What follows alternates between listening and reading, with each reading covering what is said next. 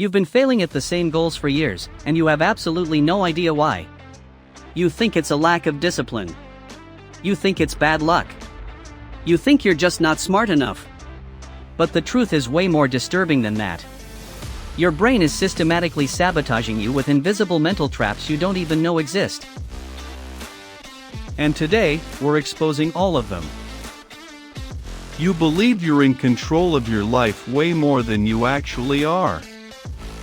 This is called the illusion of control bias, and it's one of the most dangerous cognitive distortions you own. Here's how it works. A person starts a business. In year one, it fails spectacularly. But instead of accepting that markets are unpredictable and timing matters, they think, I just didn't work hard enough. So they start another business. It fails again. But they still think they're in control. Studies show that people who experience this bias are actually worse at recognizing what they can't control. They waste energy on things that don't matter while ignoring the factors that actually determine success. The painful truth? Some outcomes depend more on luck, timing, and circumstance than on your personal effort. Your brain refuses to accept this. It's why lottery players feel confident they'll win. It's why failed entrepreneurs keep betting the farm. It's why you think next month will be different when you use the same strategy that already failed. Now here's where it gets worse. You look at successful people and think you know the formula. You watch billionaire interviews. You read their books. You follow their advice. But you're looking at survivors only. This is survivorship bias, and it's created more failed wannabes than any other mental trap. Think about it. You never hear from the 1,000 entrepreneurs who did exactly what Elon Musk did and went bankrupt. You never read the memoir of the investor who copied Warren Buffett's strategy and lost everything. You only see the winners. You're studying the successful playbook while ignoring that thousands failed playing by identical rules. A study published in the Journal of Business Venturing found that entrepreneurs who survived actually had less education on average than those who failed. Pure luck distribution. But all the business books come from survivors, so they create this false narrative: follow these steps and you'll succeed. No. Some people succeeded despite their strategy. Others failed despite perfect execution. The difference was circumstances you couldn't see. Every single goal you set comes with a timeline. I'll lose 20 pounds in 3 months. I'll write a book in 6 weeks. I'll build a 6-figure business by next year. And every single one of these timelines is a lie. Not because you're lying. Because your brain is broken at time estimation. This is the planning fallacy. Psychologists measured this. They asked students how long their thesis would take. The students predicted 6 weeks. The actual average? 15 weeks. More than double. Every single group, whether it was job seekers, construction workers, or software engineers, massively underestimated timelines. Your brain does this automatically.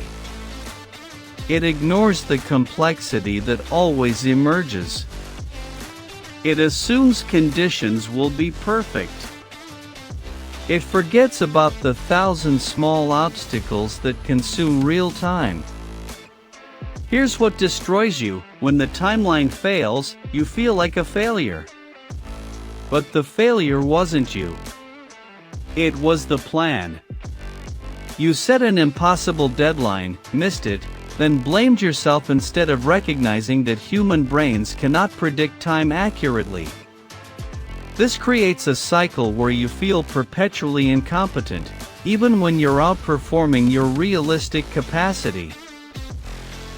You have a theory about why you're failing. Maybe you blame genetics. Maybe you blame your circumstances. Maybe you blame your parents. And from that moment forward, your brain becomes a filter for evidence that confirms that belief. This is confirmation bias. And it's devastatingly effective at keeping you stuck. Here's a real example. A person believes, I'm bad at networking. So they go to a networking event. They see someone talking to a group.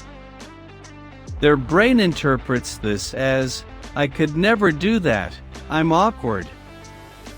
Someone else joins the conversation naturally. They think, that person is naturally charismatic, I'm not. Meanwhile, they ignore the 7 failed conversations happening in the corner. They ignore that the charismatic person was also awkward last year. Their brain is literally selecting and amplifying evidence that proves their theory while discarding everything else. A Harvard study showed that when people hold a belief, they unconsciously ignore 85% of disconfirming evidence. They don't even process it. Your brain just skips over it. So your limiting belief becomes self-fulfilling. You can't see the path forward because you're not looking at the same evidence as someone without that belief. You've created a locked mental prison, and you don't even have the key. This one is cruel. When you fail, does it wake you up? Does it make you reconsider? No. Usually, you do the exact opposite. You double down on the same belief. This is the backfire effect. Your brain protects its identity at all costs. If you believe you're disciplined, and discipline fails, what happens? You don't question discipline. You question your effort. So you push harder, faster, more aggressively, straight into the same wall. A man tries a diet. It fails. Does he question the diet? No. He thinks, I wasn't strict enough. Next time I'll be stricter. He finds an even more extreme diet. It fails worse. But his belief in dieting as the solution only strengthens. This is the backfire effect in action. Failure doesn't teach. It reinforces. It crystallizes the original belief even deeper.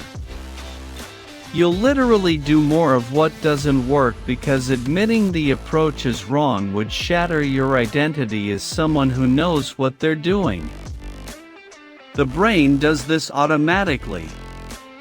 It's a psychological immune system protecting your self-image. And it's why brilliant people with a wrong strategy often fail longer than people who are willing to completely abandon their approach. So you're trapped by 5 invisible mental traps. Each one feels real. Each one feels like the truth. But now you know what they are. And that changes everything. Here's what breaks the trap. First, accept radical uncertainty. Stop pretending you control what you don't. You can control effort and strategy. You cannot control outcomes. The sooner you internalize this, the sooner you stop wasting energy on blame.